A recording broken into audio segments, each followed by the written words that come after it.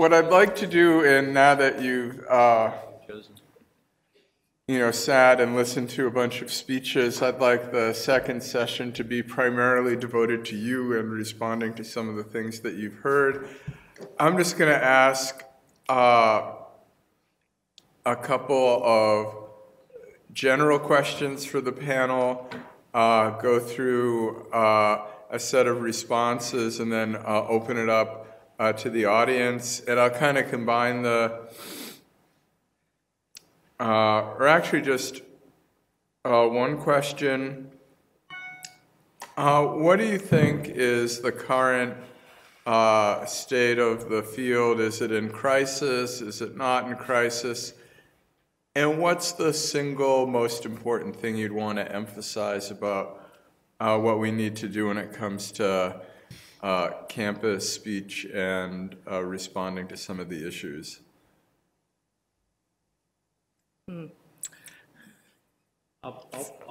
Great. I'll take a shot, and nobody else wants to. Is this the right position? I'm told that if I project, he'll pick it up, and the man in the back of the room just gave me a thumbs up, so I take that to be a positive sign. Okay. I think the watchword for where we are should be vigilance, but not overkill. I think that, in fact, on most campuses, most days, on most issues, there's a fair amount of interaction and discussion, and that's worth focusing on. I think we tend to talk about the cases that are most notorious, which we have to. It's also kind of a law school disease. I was talking with your editor-in-chief during the break that one of the remarkable experiences that graduates have if you have the good fortune to clerk, particularly if you clerk on a court of appeals, so you see a large number of cases, is to discover how many cases actually are relatively straightforward, and the law actually does seem to give a pretty predictable result. You tend not to focus on those cases in law school because you're looking at all those 5-4 cases and you think the whole world is nothing but 5-4s as far as the eye can see. It's not, and I think that is also true to a certain extent in the speech issue. So that's sort of the good news. Now the bad news, and this is not just a campus issue. I think we are living in a highly polarized time, which is exacerbated by the pervasive role of social media, by the fact that we are on a 24/7 cycle. We put ourselves on a 24/7 cycle, and because of social media, students are on a 365 cycle. I mean, there really used to be a time when students got out of each other's faces for blocks of time called vacations, and I'm not being the least bit facetious here, thinking particularly of undergraduates now. You take a group of young people, you put them under challenging circumstances in terms of having a lot of their values challenged, of being pressed academically. You put them by definition with people who are different from them, from different backgrounds. You're trying to put those communities together. You put that combination together, shake vigorously, put down. What do you think is going to happen? You need breaks from each other, and social media makes it very hard to have breaks from each other. So I think there is a highly polarized and judgmental piece of discussion. So what's the answer to that in part? I have in my writing, something I've called vigorous civility is what I think we should be searching for. The civility we tend to get is a civility that's bought at the price of not dealing with real issues. We agree not to talk about important things, and therefore we all get along nicely. Right? That can't be the answer. We have to find a way of talking about hard issues, important issues, and of engaging in vigorous civility. So these are my rules of vigorous civility that I think are the challenges for us. One is that we question each other's ideas without questioning each other's integrity or motives. That doesn't mean that sometimes people's motives aren't worth questioning. It just means that's not your starting proposition. You presume that people are well-intended in their views as you are well-intended in yours, that you disagree without delegitimizing. And then last, and maybe most important, is that we actually build into our discussions in our communities a forced exercise of a search for common ground. I was sharing a story with my colleagues over lunch that earlier on in my career, right after a book I wrote on hate crimes, making the case for the enhanced punishment of racially motivated violence, came out, I debated often with a number of people who were of a different view, who felt that the enhanced punishment of bias crimes was actually punishing thought, and therefore it was a speech violation, a First Amendment violation. There was one scholar in particular, I debated about this on a number of occasions. And we were invited yet again to speak on yet another panel, where there would be a symposium coming out of it for the Harvard Journal of Legislation. And I was almost dreading the experience of yet again I was going to write my little article on this, and she was going to write her little article on this, and I thought, my God, I've reached the point where I could write Susan's article and she could write mine. And then something very interesting happened. I read an op-ed in the New York Times by a pro-choice advocate and a pro-life advocate who had decided to co-author a piece to see whether they could write 800 words on which they agreed. And neither was intending to persuade the other of the ultimate issue. The pro-choice person really did believe in abortion rights and the ability to choose, and the pro-life person really believed that abortion was murder. And they were not going to convince each other on that issue. But there were many things on which they could actually agree, and it was a very interesting, thought-provoking article, and it really struck home to me. So I, that afternoon, called Susan Gelman at Ohio State, and I said, I got a different idea. What about instead of you write your article, I write my article? What if we wrote a joint article where we see if we can write 5,000 words on which we agree? And I will not try to persuade you of the ultimate constitutionality of bias crime laws, nor will you try to persuade me they are unconstitutional. But there are many things we could say about bias-motivated violence that we share. I think that kind of forced discipline of searching for common ground, if meant not in a sort of a, kumbaya sort of sense that we all believe in, white clouds and fleecy doves and whatnot, but that we actually look for the things where we can agree. So we'll end with this little anecdote. I was privileged to have as my great mentor in law school, the man I alluded to earlier, Charles Black. Black was, among other things, one of the real architects of judicial activism during the period of the Warren Court. He was involved in Brown against Board of Education, but he believed in judicial activism generally. His intellectual sparring partner was a man named Alexander Bickel, who wrote a famous book called Least Dangerous Branch, who believed in the passive virtues, as he called it, and of course being less assertive in their role in society. And they debated each other vigorously in press and in articles and in books and in person. Bickel was taken from us far too young. He died tragically young. And after he passed away, Black wrote a very touching memorial essay about him in a memorial issue of the Yale Law Journal, in which he said, Bickel and I agreed on everything except for our opinions. And I think that is what we should be searching for, the ability to say to others and of others that we agree on everything except for our opinions. So that's the challenge.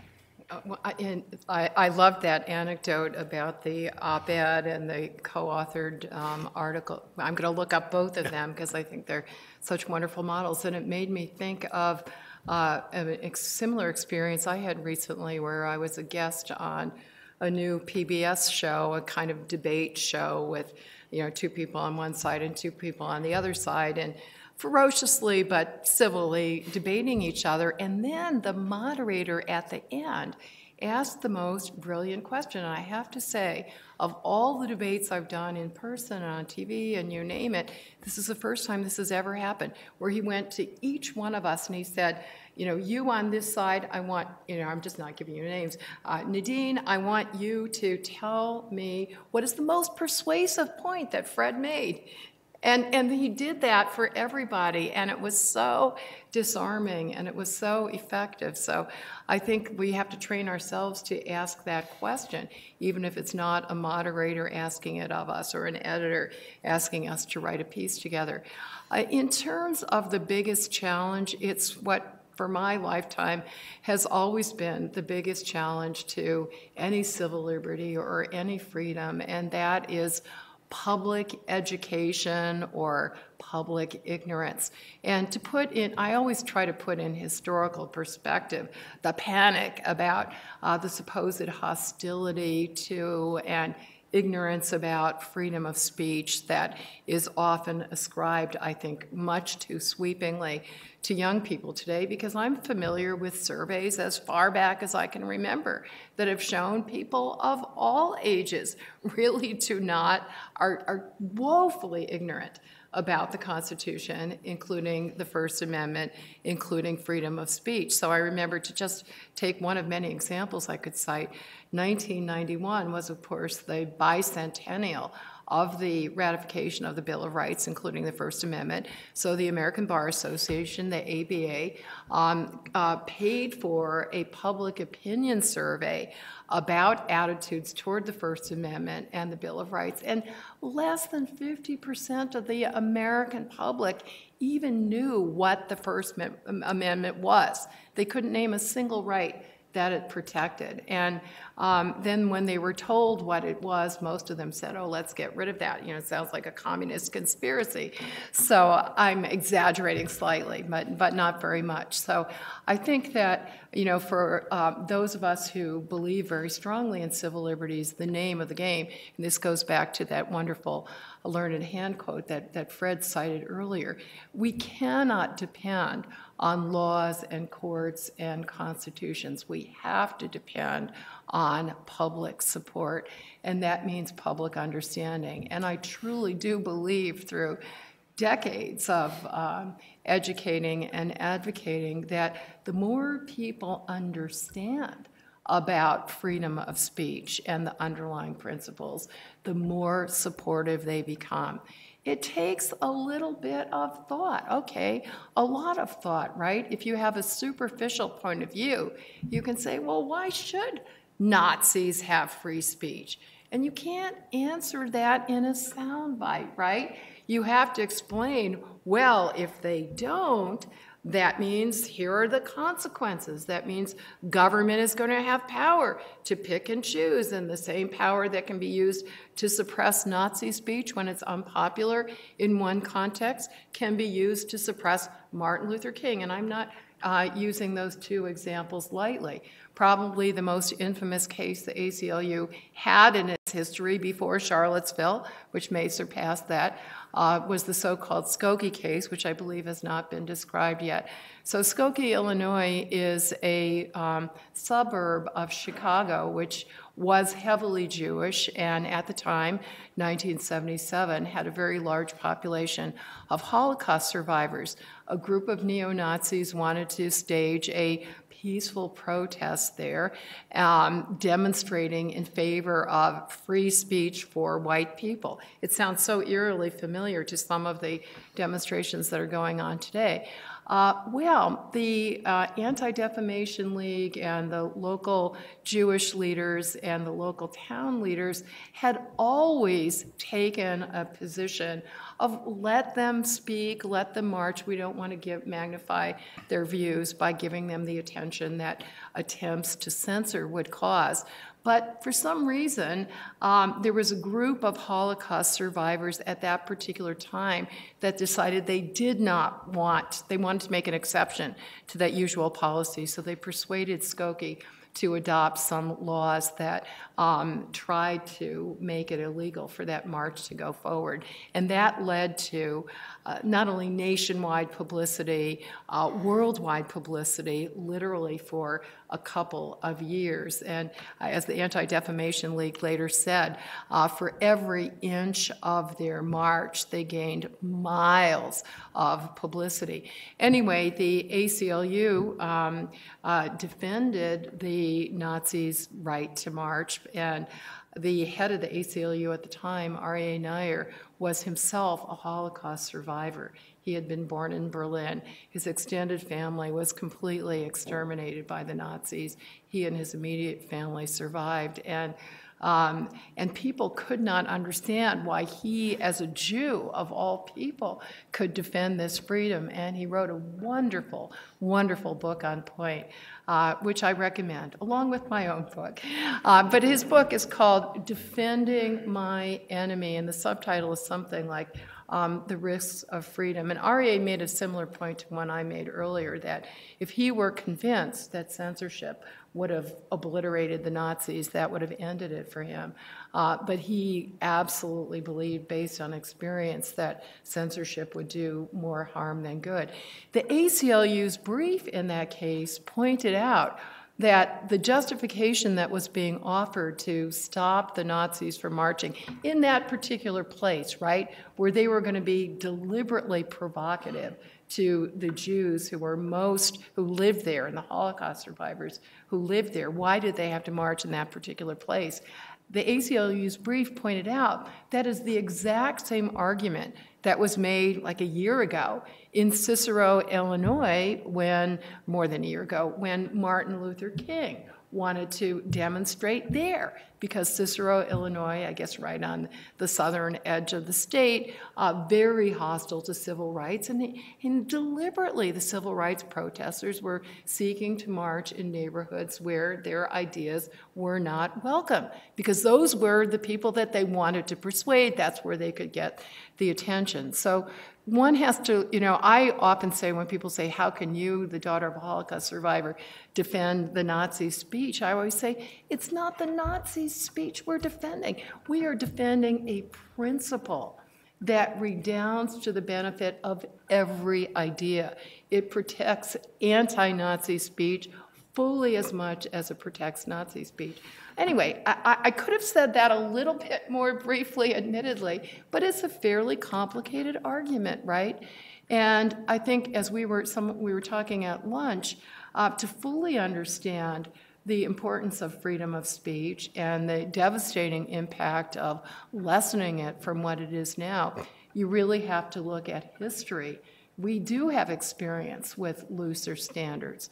What were the consequences? Who were the winners? Who were the losers? Today, I think too many people are focusing on the cause celebs who happen to be disproportionately alt-right provocateurs, and therefore they think, well, those are the beneficiaries of freedom of speech. But if you take a longer historical perspective, you understand that it's everybody, including those who are opposing precisely those ideas, who depend on freedom of speech. So I am a big, big believer in education, not indoctrination. I don't intend to, I assume I'm not going to persuade absolutely everybody, but surveys do show that the more people study freedom of speech, the more supportive they do become of it. So here's to more law school classes on point, more law review symposiums and more on books point. that get bought. Yes, thank you. Well, I think we are in a bit of a crisis. Not here, obviously, because we all look too good to be in crisis in law schools.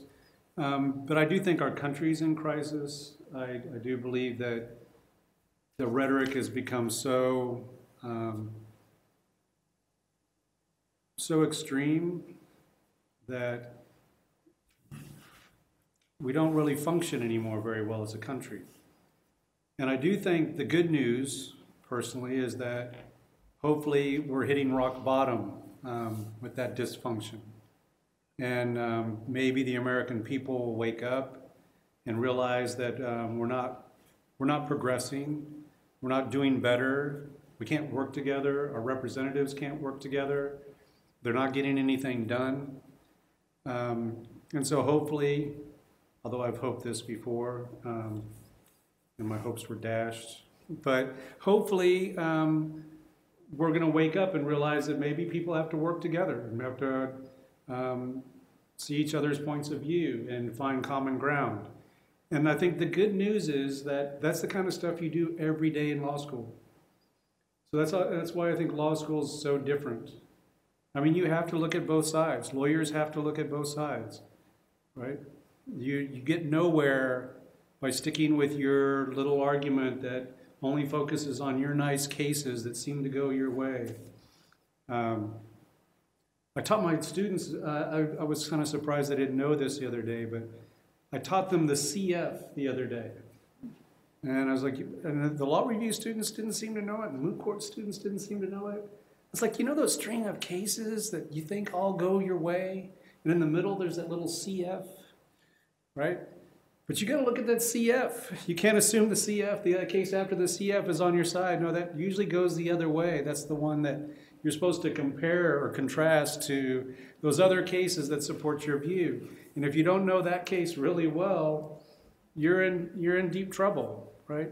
So law school, I think, is excellent for preparing people for a better world, a better America, a better society for everybody. So I'd say don't believe all the hype and all the stuff you hear. things aren't that bad in some ways. They're being made to be that bad, right? We're exacerbating our problems, and we're working ourselves up into frenzies that have resulted in, I think, very little progress lately. And so I think we're soon going to be tired of that, and I think we're soon going to be moving on in a more positive direction in our country. And I think, again, most of our senators and Congress folks went to law school. Hopefully that will continue, and things will get better. Okay, very good. What I'd like to do now is we have a large population of young law students who speak, listen, and conduct themselves on social media. So have at it. Raise questions. What do you think subjectively your freedom of speech is on campus? Are you concerned about comments on campus? What do you think about freedom of speech?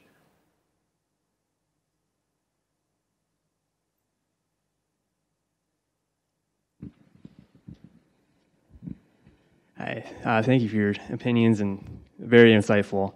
I'm just wondering if you had opinions on how lightly the word hate speech should be used. Is it something that should be used frequently or something that you should be used rarely?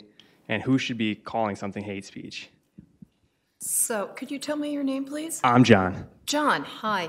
So, hate speech is not a legal term of art, right? It is not a category of speech defined by its content, such as obscenity, which Chris described earlier, which, because of its content, is categorically unprotected by the First Amendment.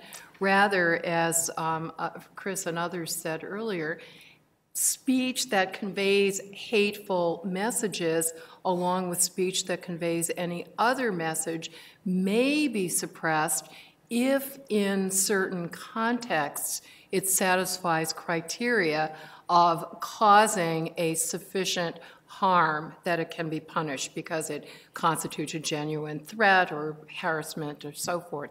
The way the term is used in our popular discourse is vast and sweeping. Everything from the word Trump chalked on sidewalks on some campuses has been called hate speech. Speech by Black Lives Matter has been called hate speech. Some commentators even called the whole election last year a hate crime. So the rhetoric is really escalating, but basically people use the term to stigmatize whatever idea they hate. And that gets, for those of you who have studied the First Amendment, gets to what the Supreme Court has called the bedrock principle underlying our First Amendment jurisprudence. We lawyers call it viewpoint neutrality. The government may never censor speech merely because its viewpoint or its message is hated, even despised, even by the vast majority of us. It said that in the context of flag burning, which, by the way, there are indicia that that is an even more hated form of speech than what I think the core meaning of hate speech, the way most of us use it, is speech that conveys hatred or discrimination or bias on the basis of certain group characteristics, particularly on the basis of those who have been subject to discrimination historically, race, religion, ethnicity, and so forth. But if we were to allow the government to outlaw speech because its viewpoint was hated, then it's clear that the first to go probably would be flag burning. Because, you know, right after the Supreme Court decision back in 1989, then President George Bush immediately called for a constitutional amendment to overturn the Supreme Court decision, and that constitutional amendment very quickly got supermajority votes in both houses of Congress. It has already been ratified by more than 3/4 of the states. The last time it was voted on in the Senate, it failed to get the necessary 2/3 by only one single vote. So a lot of people, and we've seen the term hate speech slung against taking the knee, right? Anything that's unpatriotic, revenge porn, fake news. So basically we also have to understand that one person's hate speech is somebody else's cherished speech. This really happens a lot in the area of religious speech, as I alluded to earlier. So I completely understand that if you're a Christian and believes that certain sexual conduct is a sin, it's not hateful to tell people that, right? It's the opposite. It's loving, hate the sin, love the sinner, right? And yet, in countries that enforce hate speech laws, that is considered hate speech because it's discriminatory on the basis of sexual orientation. Can I insert a question here, actually?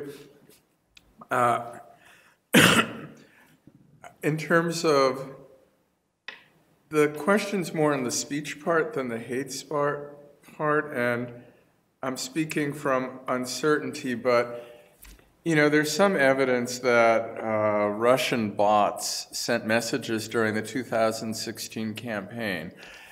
And some of those messages, again, let's just say it's something like Hillary and John Podesta are scheming to destroy the nation.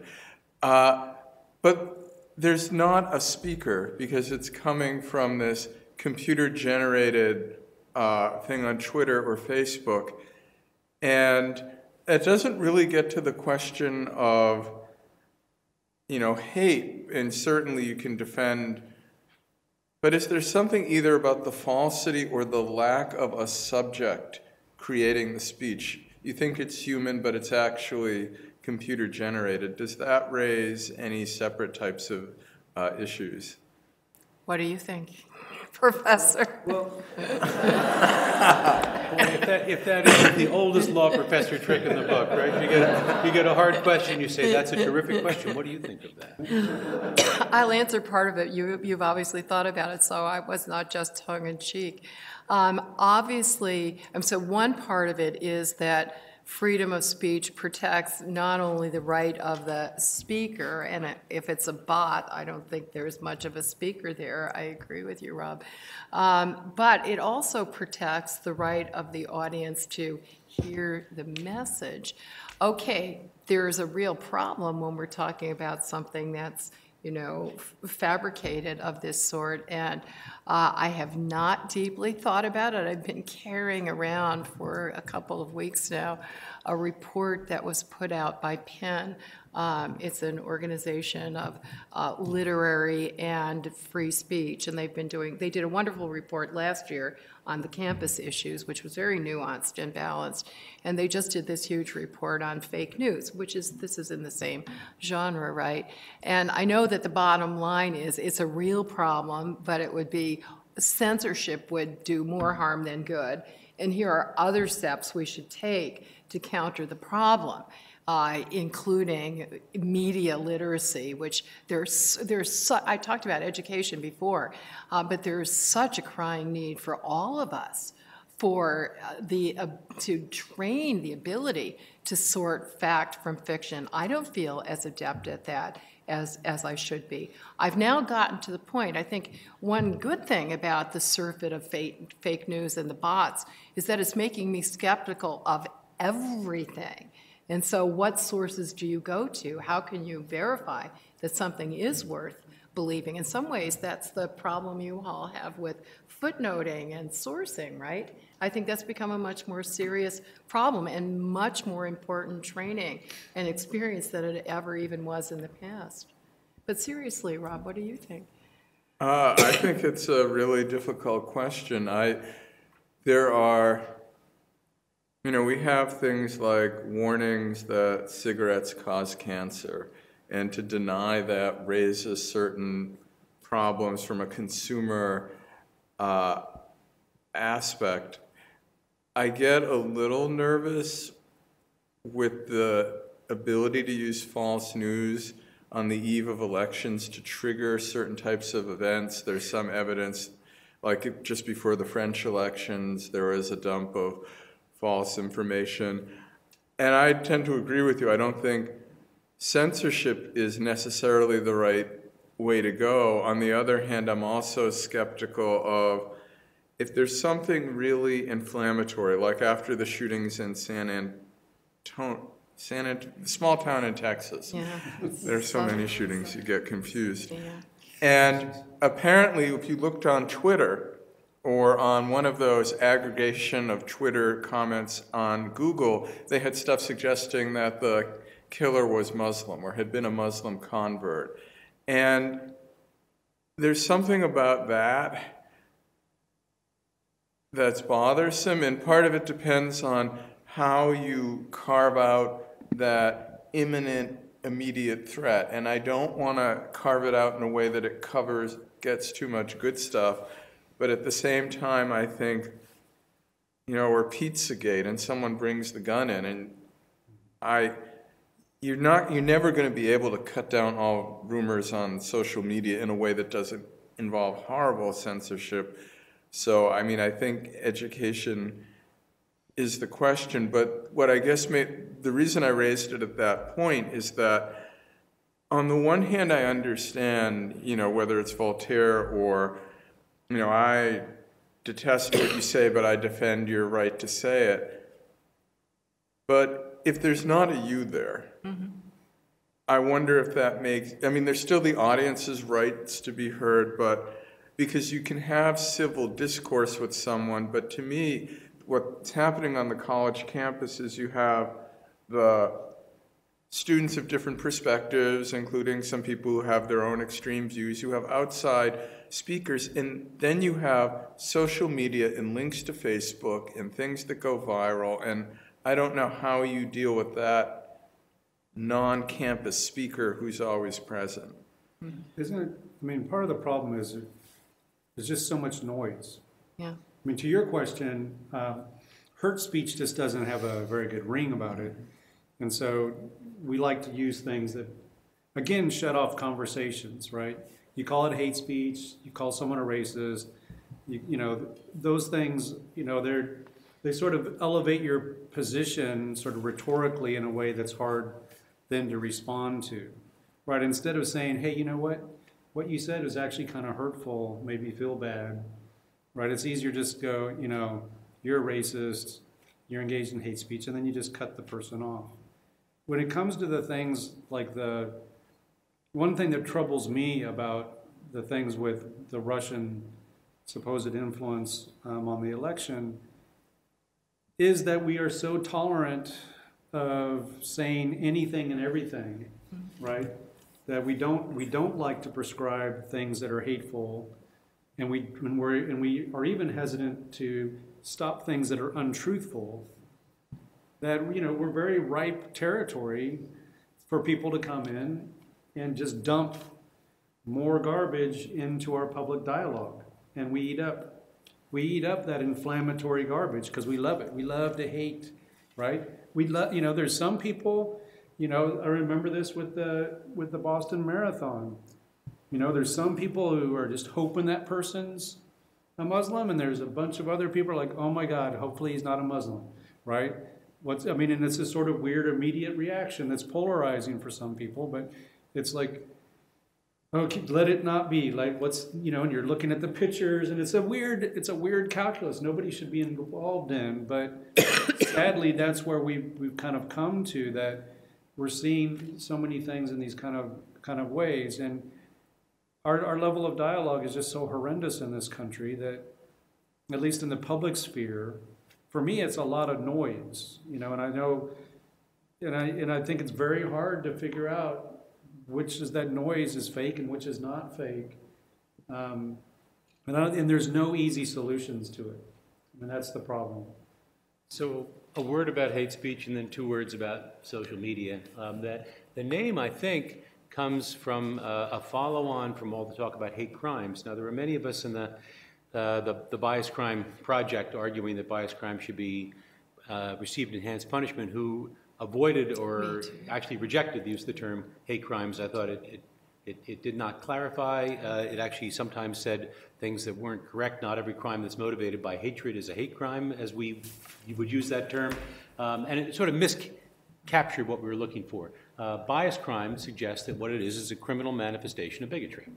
And we know, I will give you the shorter version of the 45-minute lecture on the case for enhanced punishment of bias crime, but we know that there are ways in which victims of bias-motivated violence do in fact react differently, have greater impact of those crimes, not just the individual victims, but the target community more generally. And the very act of a community saying, which lines do count for bias crimes is a self-definitional act in a multicultural society. So there actually are relatively technical definitions of what is a bias crime.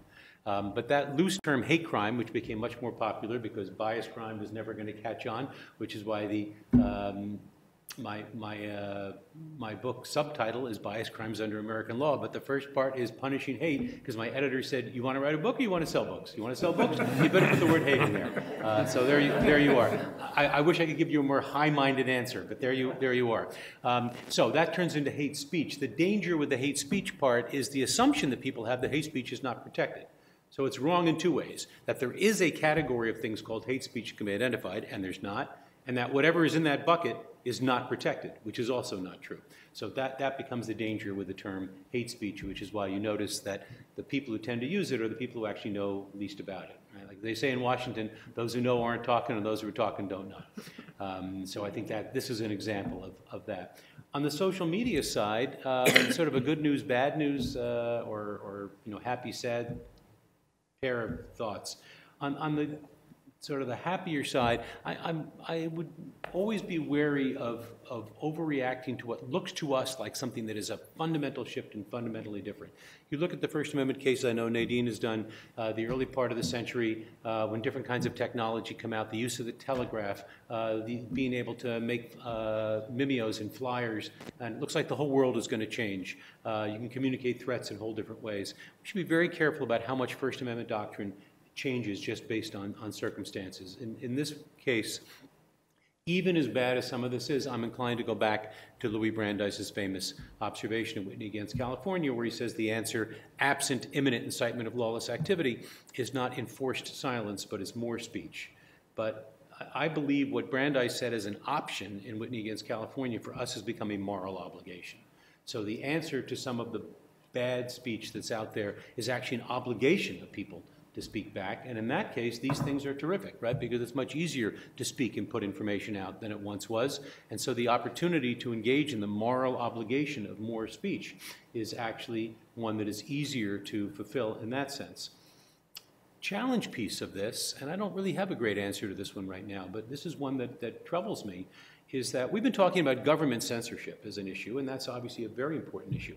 What about Facebook censorship? Suppose Facebook decides to take somebody off that platform, or says you can't tweet. We now have private means of controlling huge swaths of our ways of communicating with each other. So that is not part of the government, and if Facebook makes a decision that that kind of content is not going to be permissible in Facebook, that looks and feels an awful lot like censorship, except it's not government involved, it's not First Amendment triggering or any of that.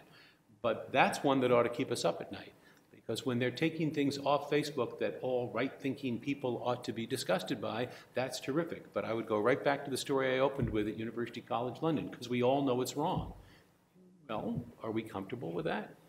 And if we don't all know it's wrong, then Facebook is playing a role that we would never have permitted the government to play. I'm tempted to say something, but I think I would rather hear another student question. And there was somebody, if my peripheral vision is good, there was somebody standing over here who actually sat down because we've been talking so long. Oh. Okay, so I was right, there was somebody standing, but I was wrong that it was somebody asking a question. I'd be happy to say something about social media censorship, because I do think it's a very serious problem. Again, as a civil libertarian, I am concerned about checking the government through the Constitution, but I am also concerned about protecting speech opportunities when they are thwarted by anybody with sufficient power to thwart them. And the name of the game these days is online intermediaries, including social media, as even the Supreme Court recognized unanimously in a case in June in which they said social media have become the public squares of a more traditional time, and they had statistics about how most people see this as their major source of information and communication, including information about politics and about the government. So for all practical purposes, if there is censorship there, it carries at least as much weight as censorship by the government. And other commentators have looked at the number of posts that even a Facebook alone takes down and concluded that it dwarfs the amount of censorship of every government around the world throughout history. Facebook, by its own statistics last summer, said that it was taking down each month 288,000 hate messages. Now, we don't know how they define this elusive concept of hate speech, because add to the problem of censorial power, there is a complete lack of transparency and a complete lack of accountability. So if you have a post that has been taken down or your account gets blocked, you have very little recourse. And there are a lot of horror stories about people who have been, they feel strongly, with, I think, very plausible claims, unjustifiably taken down. Well, thanks to investigative media, we do have some information about the criteria that are used, and they are as horrifyingly vague and subjective and inconsistent and arbitrary as one would expect. It was helpful to me to make the argument against censoring hate speech, but Facebook, so ProPublica got a hold of a trove of hundreds of documents that Facebook gives to its thousands of minions around the world who are in different cultures and different languages to compound the problem, trying to decide what is hate speech and what is not hate speech. And it would be laughable were it not so serious. So you could say something like an immigrant is a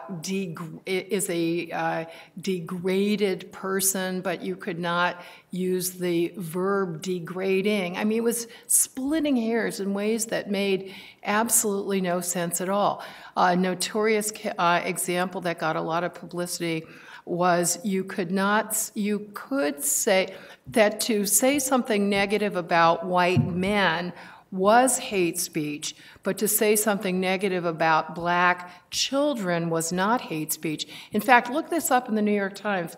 The New York Times has a series called Race-Related Matters, which I subscribe to because I'm very concerned about racial justice, and as we all are, I know. And a few weeks ago, they had, based on this trove of documents from Facebook and how they trained people what is or is not hate speech, so they give you about 6 examples, and you answer whether you think it would be hate speech or not hate speech, and I guarantee you are going to flunk. I mean, if you're a thinking person, you're going to flunk and you're going to be flabbergasted about it.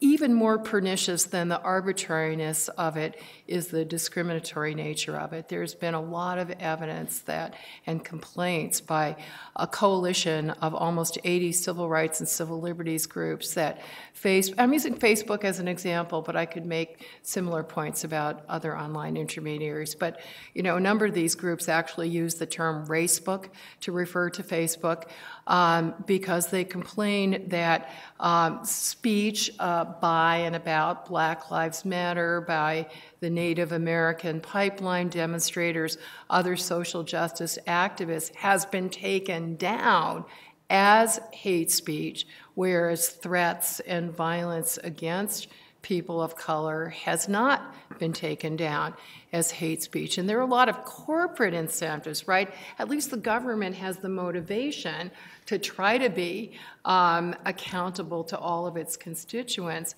Facebook has a different set of motivations, and a woman at Yale has just done a wonderful, I mean, it's troubling, but enlightening study about this, in which she documents that Facebook is becoming increasingly responsive to powerful governments and celebrities and making all kinds of exceptions to their so-called rules. So Donald Trump, for example, was allowed to post things that would normally violate their policies, but because he's Donald Trump, he could get away with it, whereas if you're a grassroots activist, you're more prone to be censored. What do you think about the president unfriending, so to speak, on Twitter, right? And again, his Twitter account should be part of the public, right? Public discussion, but he gets tired of seeing people that are too critical of him, and he unfriends them or deletes their accounts.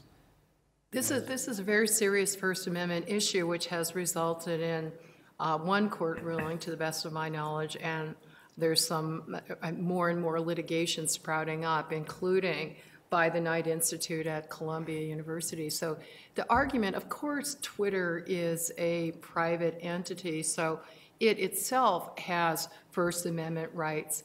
But the argument is that Donald Trump, by having created a social media platform on Twitter, which he is using as the functional equivalent of a public forum, since he is a public official, he should be accountable to First Amendment standards.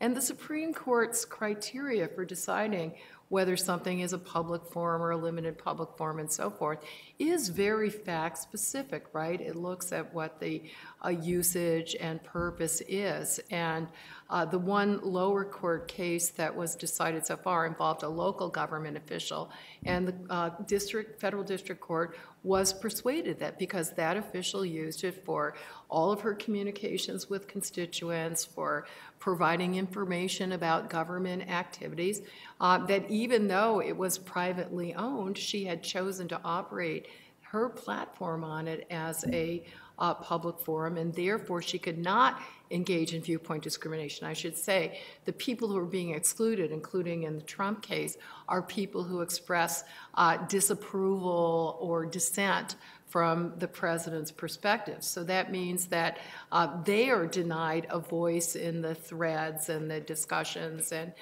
they're not able to communicate with not only him directly, but perhaps even more importantly, the other members of the community who are engaging on that platform.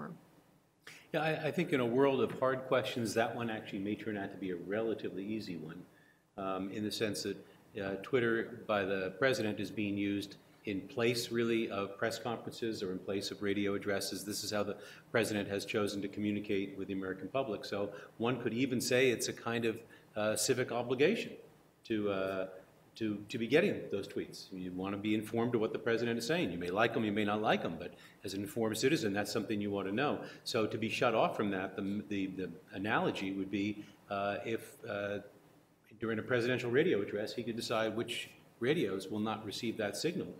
That would clearly be outrageous, but that's just a technological factor because you think you couldn't do it. Suppose you could do it.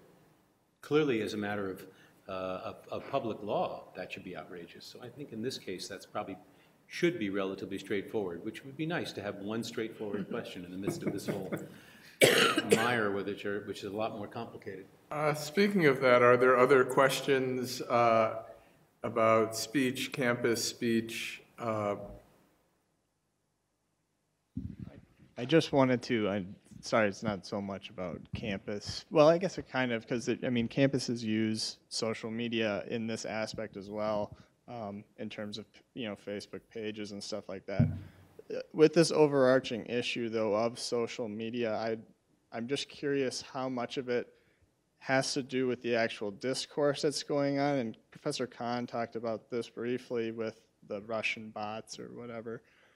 How much of this has to do with the fact that we're not placing an absolute identity on the entity? I'm holding myself out to be Alex Gehring, but my profile picture is a shot of Lambeau Field in Green Bay. You know, you don't see my face, even though Facebook supposedly requires a picture of my face.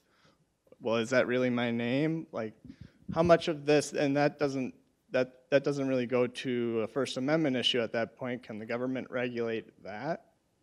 I mean, how does that interplay with kind of the overarching speech issue, the discourse matter? So, as I understand your question, can you tell us your name, please? Alex, is your question then about anonymous speech or pseudonymous speech, that you don't have to disclose your identity? And that's been a burning issue that has generated many Supreme Court decisions. And again, a lot of these questions resurface every time there's a new medium, and it becomes easier to communicate in many ways, including anonymously and pseudonymously. And one of the first types of regulation of the internet, when it burst upon the public scene before all you were born, were laws that made it a crime to communicate without revealing your true official identity. And so, again, as with everything, we can think of positive reasons why, benefits that might result from forcing people to disclose their identities, but I have to remind us of some positive uses of anonymity and pseudonymity, which is there are some people who would not communicate unless they could do it with that shelter, because they may be subject to abuse, I mean literally physical abuse. So in one of the first such laws, the ACLU challenged it, happened to be in Georgia, and we represented, among others, victims of domestic violence. If they were not able to communicate anonymously, then they would be, subject to being targeted by their abusers. Sometimes people, it may just be a matter of social or political ostracism, right? You're not literally going to be punished, but you might not feel comfortable voicing your opinions. Sometimes your opinions will be maybe because of who you are. Your stature isn't so great, and people might look down upon an opinion if they knew it came from you. But if it's anonymous, it might be judged on its merits. So there are all kinds of reasons, and the Supreme Court for that will actually stimulate speech that wouldn't otherwise occur, and that's good not only for the speaker, but also for the audience. And the Supreme Court always invokes this venerable history we have, going back to the Federalist Papers, right, that were written under pseudonyms. What were the reasons that those were written under pseudonyms? I don't actually know that. Because I think people knew who they were, right? They did, but they wanted it to be a more general communication. It wasn't specific views, but it was a view out into the public. So it wasn't to protect confidentiality, but right. Yeah. Right. There is, I mean, we do often have this fallacy, right, that we ascribe. If you know who the person is, then you sometimes judge the message by the messenger. When you separate them, you sometimes can evaluate the material more sort of openly. But I think those anonymous, or the right to publish anonymously, is different from the right to lie about who you are, right? And part of the problem with some of this is you're pretending to be someone else, right?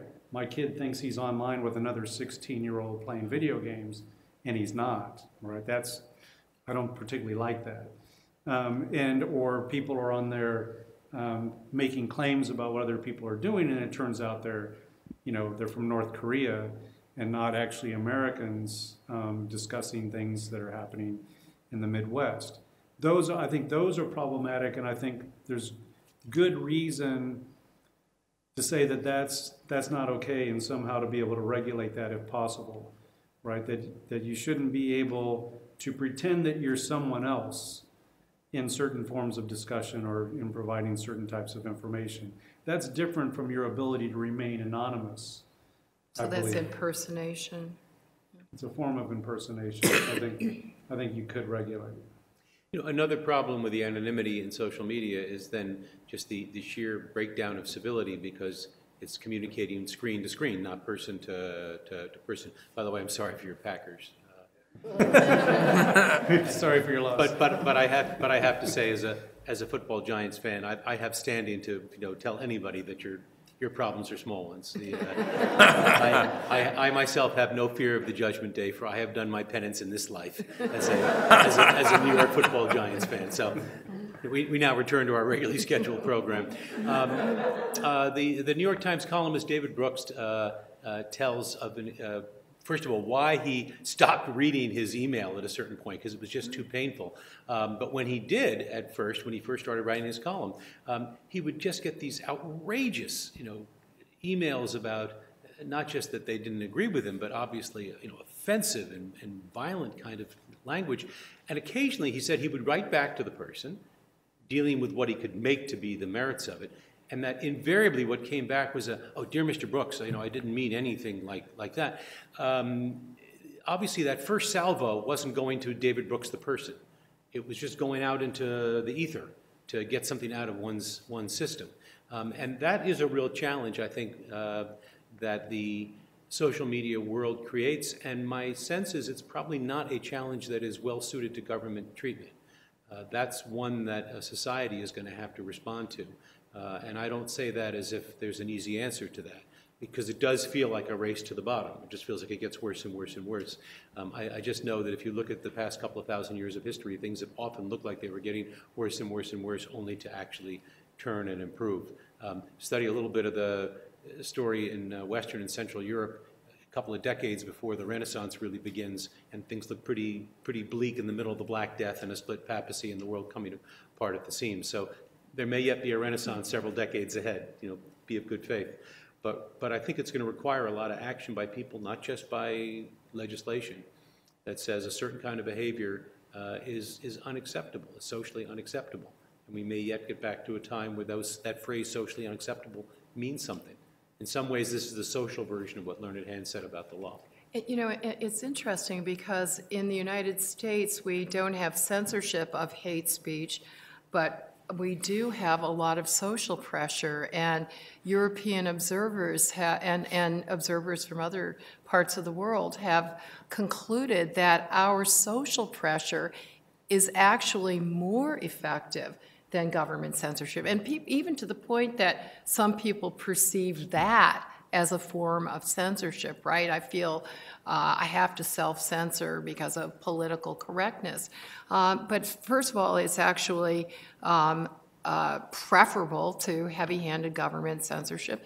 And secondly, I think what we're talking about, bringing it back to the censorship issue, is that self-censorship is not a bad thing if it is to promote mutually respectful and productive and constructive dialogue. If you can get your point across without changing the idea, but making it conveyed in a way that is more likely to be create engagement rather than alienation with somebody, then you should choose to phrase your speech that way.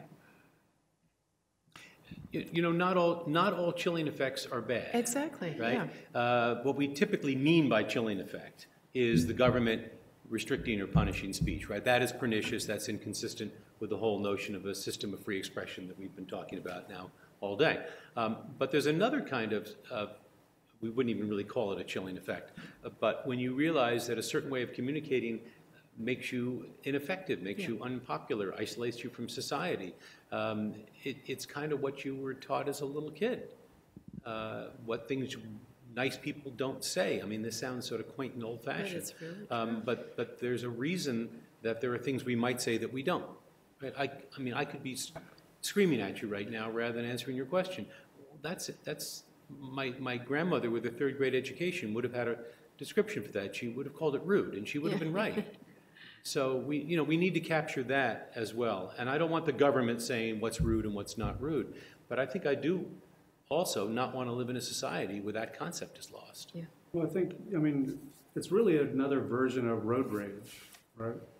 I mean, you don't have road rage as much in small towns where everybody knows each other and knows who's in the pickup truck and knows who's driving slow because they're elderly or because, you know, they have kids in the car or whatever. You have road rage on, you know, the highways in Los Angeles where nobody knows each other and everything's anonymous, right? And you're screaming and yelling and cussing and swearing and honking the horn and everything because there's not really a person in that other car. It's just another car. And I think you have that same interaction online. It's anonymous to anonymous, right? And so in that world where there doesn't seem to be any consequences and you can say whatever and you can, you know, vent everything under the sun, you know, you just have a spiraling of stuff that's not so good. Let me dissent a little bit from this. I mean, I'm sympathetic to a lot of, you know, I guess I'm arguing in defense of rudeness, but, you know, there are lots of situations where you ought to be polite, and in particular, yeah, there have been lots of times I've wanted to type out something and, you know, calm down, or you have to actually sign up and register for a website in order to complain about, you know, whatever the local paper is doing. Forget that. And that's, you know, but I guess I'm thinking about, the thing about social media is that it's connected. It's part of a web. And my concerns here are about privacy. And, you know, we were talking over the lunch hour about how people who are 18 to 22 ought to have an opportunity to mess up, and that that's part of what, you know, their occupational... I defend that right for those of us who are even older, too. Yeah. The right to forget. And if you are To be forgotten. sending a social media message across Facebook to a friend, and, you know, I mean, my daughter made fun of me because I sent an email rather than texting, which just means I'm ready for senior citizenship sooner rather than later.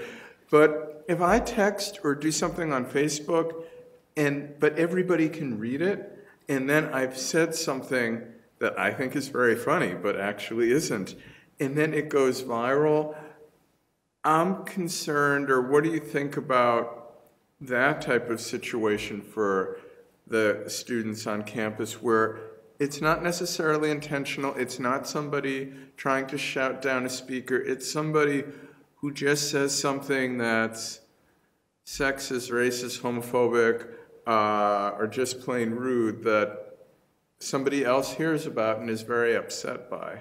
I think there's a huge problem. The fact that the whole world can easily eavesdrop on any discussion going on a campus. I was the one who said over lunch that part of the job description of 18 to 22-year-olds is to sometimes do stupid things. And I don't mean that the least bit facetiously. It is a time of experimenting. It is a time of trying different things. They don't all work out. That's the idea. You know, I have told every senior staff I've ever presided over, if all your ideas are good ideas, you don't have enough ideas.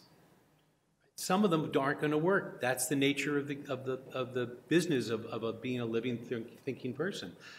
If you can't make mistakes and have them kind of roll back down the hill when you say, geez, I wish I could have that one back, it becomes very difficult to do that.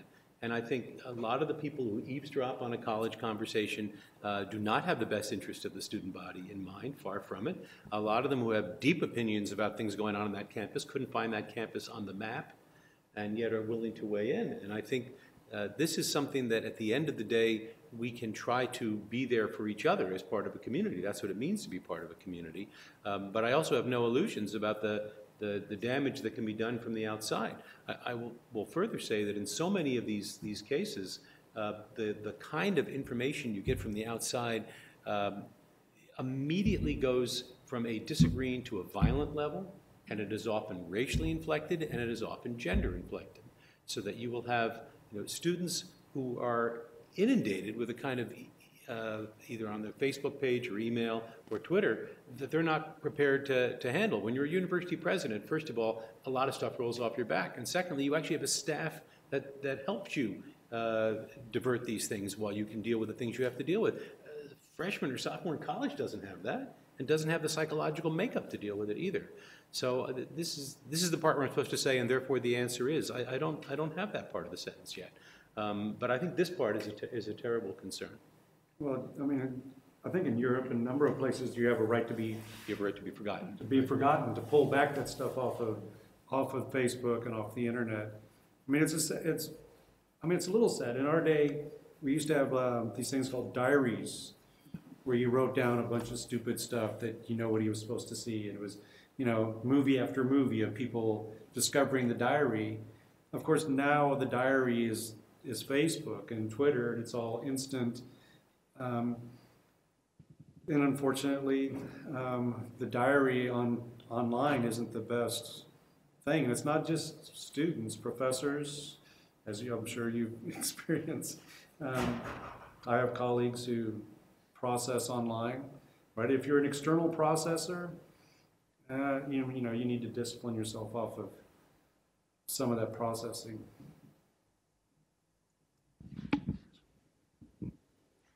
And my name is Andrew Hansen. I have a question. It's responsive to something that Professor Lawrence said, but any of you guys can respond. I think, in my view, we would come a long way in civil discourse if we were able to reestablish a presumption of good intent. Mm-hmm. But I wonder how much our popular philosophy is at cross purposes with that. I know in my education, we were taught to question intent as a starting point to deconstruct. And I think that in my generation, we've kind of been enculturated into that mode of thinking. So I was curious to know what types of changes need to be made in the way we are educated, in the way our society is structured to try and regain that presumption. I'll tell you, this came up over a lunch conversation, and one of the examples that you mentioned that was sort of hidden in plain sight, the whole exercise of moot court is actually ideally suited for this.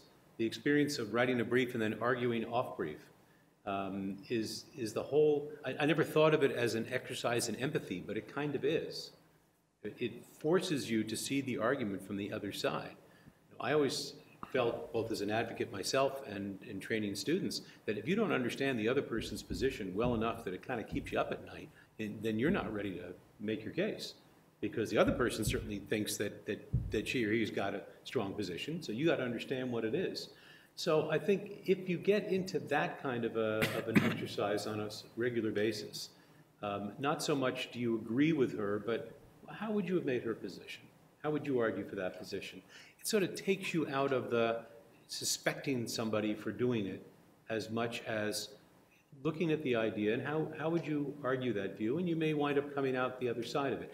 I think this is very natural to us. I mean, as I say this, you're kind of nodding, because this seems like the kind of way in which we process information. I think it is not typical in the society now. And I think it is so easy to be suspicious of others. It's not just how your generation was trained, and a healthy level of skepticism is a good thing. But again, being skeptical of the merits of the argument, not starting with the skepticism that there's a bad reason for somebody making that argument. I have another answer, but Andrew, I have a follow-up question for you. Can you explain what you mean that you were taught to question the intent of every speaker? Well, and not necessarily the speaker, but I think that, questioning the intent of the system, or questioning the intent behind the person who is purporting to have these ideals, which I think, in a way, having that frame of reference then is easily mapped onto the intent behind the speaker. So was that a presumption that there's something negative, or just that you should be wary about something? Yeah, I guess it's the opposite of what Professor Lawrence was talking about, where there's a presumption of good intent. Yeah. I think oftentimes we start the conversation with a presumption of bad intent. That's so interesting and disturbing. I have the opposite presumption myself, but I guess it's not only a matter of faith. I have to say, after living this long, it's a matter of experience as well. And an experience that includes a lot of time with a lot of people that I strongly disagree with. I was a high school debater, which again, from our lunch conversation, is like the prequel to moot court experience. By the way, I was the Minnesota State debate champion in high school 2 years, so thank you. And then, little did I know that I could become a professional debater as an adult. I debated every prominent opponent of various civil liberties issues, including Justice Scalia, and I had many friendly, respectful, but very strong disagreements among us. And what I find really useful is to understand that at some level, you all share the same goals, right? So let's take affirmative action, for example. We can all say our goals are equality. I mean, maybe somebody would disagree with that, but I did a lot of debates against people who opposed affirmative action in higher education admissions. And no, their goal is equality, right? And equal treatment and not judging people by the color of their skin and so forth. But we simply disagreed about what is the most effective and the most principled means to accomplish that. Is affirmative action positive or is it negative? But once you start by stressing, it's not that you, because there tended to be, I'm not sure if this is still true, but for a while, if you opposed affirmative action, you could be labeled as a racist. Or I had many years when I was teaching in constitutional law, I couldn't get students to even make the constitutional arguments against it because they were afraid of being labeled as a racist. So if you get that out of the way and say, we share the same core values and goals, but we disagree profoundly about strategies and means, that makes the differences somehow less monumental. I'll give you a couple of examples. It was this kind of a sad moment when McCain was running against Obama. And he was in a town hall, and in the audience, right, wanting this fight and wanting to talk about this horrible Muslim, radical, non-American who was running for president. And McCain had to right, a moment of civility. No, actually, he's a good person, he said, right? And the sad thing about that whole interaction is that probably hurt McCain, right? It probably hurt him quite a bit. Because he didn't go after and say, yeah, he's not an American, he's a Muslim, and he's whatever. But, that moment of trying to be civil and saying, no, the guy I'm running against, we have fundamental disagreements on policy and principle, but we both want what's really good for America, right? He got no points for that, and that's a sad comment. And I think, you look at our culture and you look at the Black Lives, Blue Lives Matter. Mm-hmm. I think a lot of problems between the police and African Americans are when, the police officer walks up to that car and the African American sees the police officer walking up to the car. There's no presumption of, hey, we're all on the same side, we're all trying to do the right thing.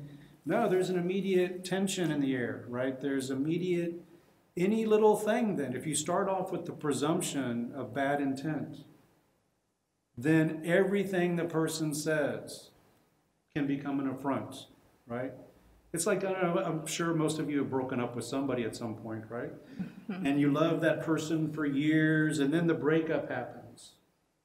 And then you have to start reinterpreting everything that happened over those years, right? And the presumption of good faith and the presumption of good motives goes out the door, right? And then the person tries to get back with you, forget it, right? Because you've reinterpreted everything about them. You no longer get the presumption that what you're saying is something that's, positive and happy and nice and fruitful for the relationship. It all goes the other way. And sadly, it's a very visceral type of thing if you're in the middle of it, right? If you really presume bad intent, it's not a cognitive thing. You feel it in your gut when the person starts talking. You cringe at the things they say. And even if they're saying things that otherwise are reasonable, rational, you don't hear it because you feel something viscerally different. And I think that's a problem with a lot of our conversations. Let me actually... one Okay, quick good, sure. thought. The reason I use the expression the forced discipline of the search for common ground is that sometimes it's sort of conscious override. You know, you do have that situation where you feel yourself, and it's a real feeling of what I assume this person is doing. So it does take a kind of conscious override to say, I'm going to do something different. Nor is it easy, nor is it likely to start in that interaction between a cop and a member of the African American community at that moment in a particular time in a particular neighborhood. Say that phrase again, Fred. Conscious override? No, the forced? It's a forced process of search for common ground. Forced right? It takes a conscious decision to do that. So, boy, if we can't do that on a university campus, then I guess we ought to just pack it in and say that civilization didn't work. I mean, it certainly should be possible on a university campus. I can imagine it being possible on a university campus and not being possible other places. But boy, it sure should be possible on a university campus where we exist for this purpose. So that's why I think it's a particularly important exercise at this point, you know, in your lives and for those of us involved in higher education. Yeah, let me just add something of a historical spin to your question about the popular philosophy where you question intent and you deconstruct everything. I think there is a sense, going back to the post-World War II period of economic miracle, of society coming together, you have relative lessening of economic inequality. Marxism is a plausible political philosophy in terms of, or not Marxism, then some Euro-style market socialism that points towards a positive outcome. I think there have been changes in the past 50 years focusing in European perspective by the generation of 1968, the protests in Paris and Mexico City, New York, and rendering in a generation that questioned authority. So people at the Columbia University protests in 1968 dressed like you do. You know, they were in suits when they were, you know, outside of Hamilton Hall. But today people don't dress that way. Today people are much more cynical and skeptical. But what I go back to is my experiences in graduate school where I had a professor and we read lots of Marx and Foucault and Nietzsche and all that stuff. And I remember what she said was, it's easy to deconstruct something. It's easy to take something apart, but it's also hard to put it back together again. And that the real task is building something. And I think that's the part that I'd agree with what Fred said about you have to be able to have those kinds of conversations on a college campus. And that's where I love the idea of either arguing off brief or trying to identify common ground or taking classes in negotiation or mediation where you're looking at getting to a common place. Because honestly, that's what the world is going to be. And you're going to, you know, meet with people who have radically different views, and you need to kind of start with that, but then go to places where you have things in common. We have 10 minutes left. I thought I would give it to the three speakers and let you wrap up and just make final, well, conversation's endless, so nothing's ever final, but make comments about where we stand now. Are there any other student questions? Because I feel we've kind of shortchanged the students. We've been talking so much. Yes. Hi, my name is Chris. I just had a brief question. If you know about it, do you see campuses moving more towards more censorship and safe spaces, or do you see them going, I guess, more towards the way of like Chicago?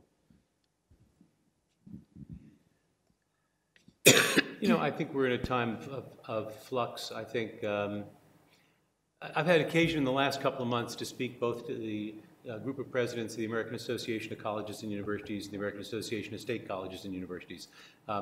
I think many college presidents, university presidents, care deeply about free expression on their campus, are worried deeply about safety on their campus and how those things interact. The vast majority of them are not lawyers, so this whole way of thinking about things is a little new to them.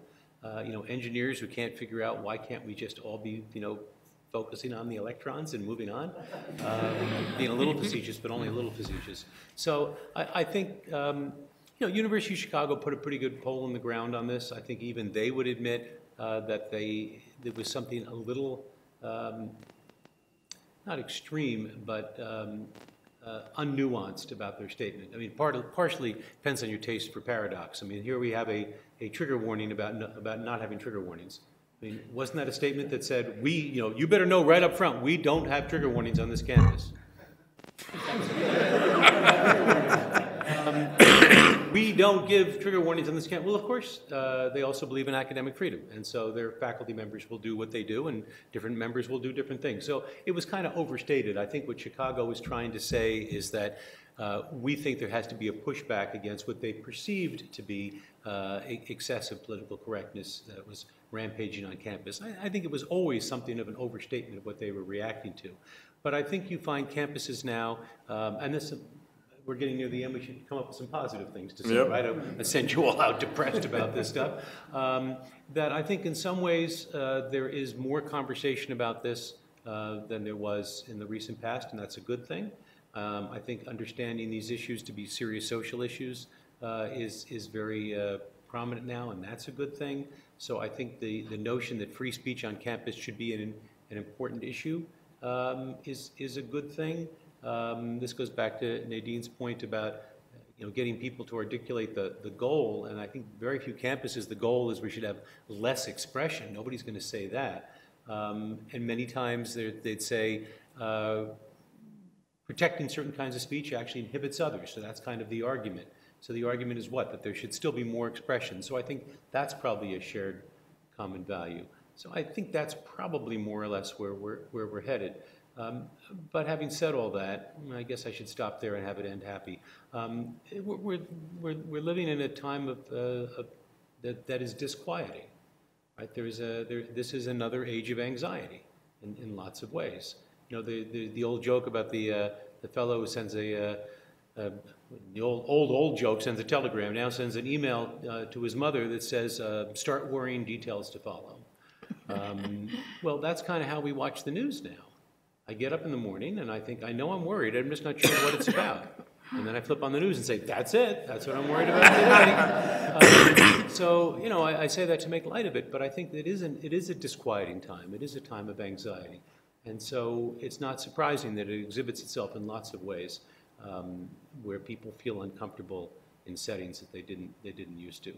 But I think campuses will continue to be a place of robust debate. That is our raison d'etre. That's what we're here for. I like Fred's way of rolling the answer to the question into concluding remarks. And I'm so sorry that I didn't understand your name. What is it? Oh, Chris. Chris. Chris, one of the positive developments that I see, and this is anecdotal, and to the best of my knowledge, nobody has done a survey, but I read everything I can on point. I'm constantly on the campus lecture circuit. And in addition to the Chicago free speech principles being adopted or at least considered at many universities around the country. So that's wonderful because it's an opportunity for them to engage in discussion and thought and reflection and debate about what should be the parameters of free speech in our community. So that's very positive. But there's been a parallel movement among students, a whole plethora of student organizations, in my experience at the college level. It may exist in law schools too. I haven't heard of that. Because again, I think these problems have been focused mostly at the college level, where students, a number of the student groups themselves came together at the University of Chicago last summer to come together, and I love it, that it's generated from students. It's not top down, but it's grassroots up, saying, here's the free speech that we really think is important, and forming their own networks and organizing. And, one of the reasons I speak on a lot of campuses is that these student free speech groups have asked me to come and talk there. And I have a sense that there are other constituencies in the university community that would be very supportive of free speech, including trustees and alumni. I testified in the Senate recently on these issues, and representatives of those organizations were there. So the silver lining to the cloud of probably disproportionate media attention on the free speech problems is that it galvanizes those who really are concerned about and support free speech to not take it for granted, to educate about it.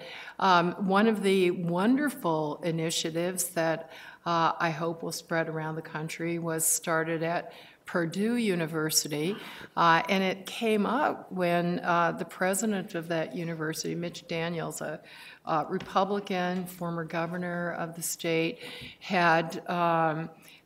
he was very concerned about freedom of speech and very proud that Purdue became the first, one of the first universities to adopt the Chicago principles. And he brought in a series of speakers about free speech, including myself. And we were brainstorming, and he said, somehow, it was one of those sessions where you don't know whose idea it was, so I'll say it was his idea. But it was a great idea that in the orientation sessions that all colleges have to introduce students typically to ideas about diversity and inclusivity, and you probably get training and sexual assault prevention and awareness and sexual harassment. Why not have some training in an education about freedom of speech and academic freedom and some exercises? And so they built that into their orientation program. And again, I think that's something that would be well worth replicating. Now, mind you, I don't think any of this should be indoctrination. It should be education, which means it's subject to debate and discussion, but set the tone right then at the beginning of somebody's academic career that we expect you to deal with challenging ideas and to learn to develop the ability to respond. On the positive, let me say this. As a student activist myself in the late 1960s and early 1970s, I am thrilled about the resurgence of student activism on campus. We haven't seen anything like it in the intervening years. And so again, looking at the goals, and in all of my speaking on this subject, I always applaud and thank the students for their demonstrated commitment to racial justice, to social justice, to safety for women, for rights for immigrants. I mean, these are all causes that are dear to my heart.